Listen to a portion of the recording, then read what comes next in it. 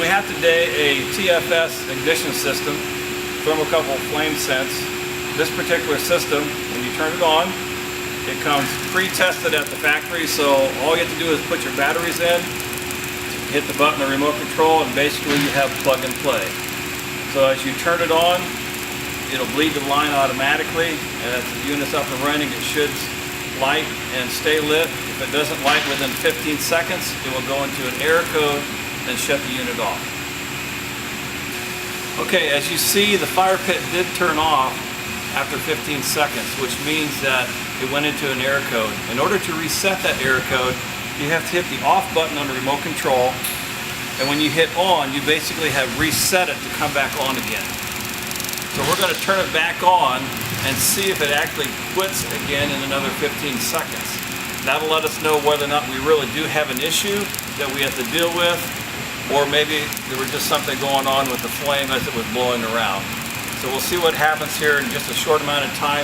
If it still has an issue, as you can see, it just shut back off. Now let's talk about some of the troubleshooting aspects of this. Okay, so now that we have to do some investigation, we're first going to take a look at some just pretty much visual things to see if we can figure out if there's anything that's just loose or whatever's going on inside the unit itself. So we're first going to take a look at the ignition hood. This is where we get most of our calls from people. What you'll see is there is a thermocouple in there, just like we have on a TMS system, that has to be in line with the hood and that notch. So what I'm going to do is, as I'm looking down at this, I can see that it's not over top of the notch, so I'm going to center it with my pliers.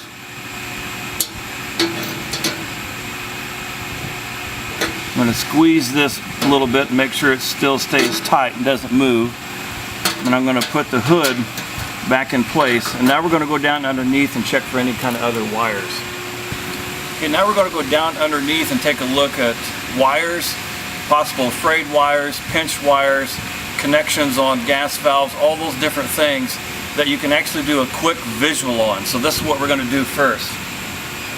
And for those of you who see that I'm doing this underneath, most fire pits do not have an access panel. So you have to pull the fire pit up out of the enclosure and actually to do what I'm doing here today. But this is just for convenience sakes, for you can see what's going on. So we're looking for any kind of frayed wires or pinched wires. Everything looks okay over here to the battery pack. Going to look inside here. We have the pilot connection. There's a 2-pin connector. That's orange and white wire for the pilot side. The main is green and white. We have the solenoid, which has a red and black wire connected to it. Down at the bottom of the gas valve, we actually have the thermocouple ground, and there's also a black ground wire from the control module in the back of the unit. Now, one of the things that you may or may not hear in this particular video right now is there's a beeping sound, and that's the ignition safety, because we know it went out. When that goes out, sometimes if you have it installed in your enclosure and you're outdoors, you're not going to hear this beeping sound unless you physically pull it up and out so that you can tell what's going on. But that's a way for it to identify what the actual problem is. So as we're looking in through here, I don't see anything else that leads me to believe that it would not work. So I believe at this point what we have is probably just a crooked thermocouple up at the top. We talked earlier about the ignition error code, which was 1 beat for every 1 second. Also, the control module in the back has the capability of detecting what we call thermal safety, which means it can be overheated with too much heat in the enclosure area itself. If it does that, what you're going to have is 4 beeps every 2 seconds.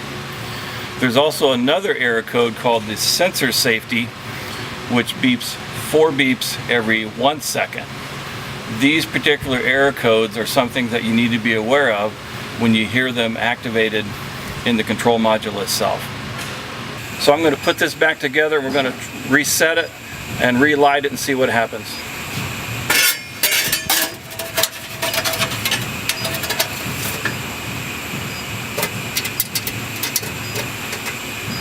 Just going to put my screws in temporarily here just to hold it in place.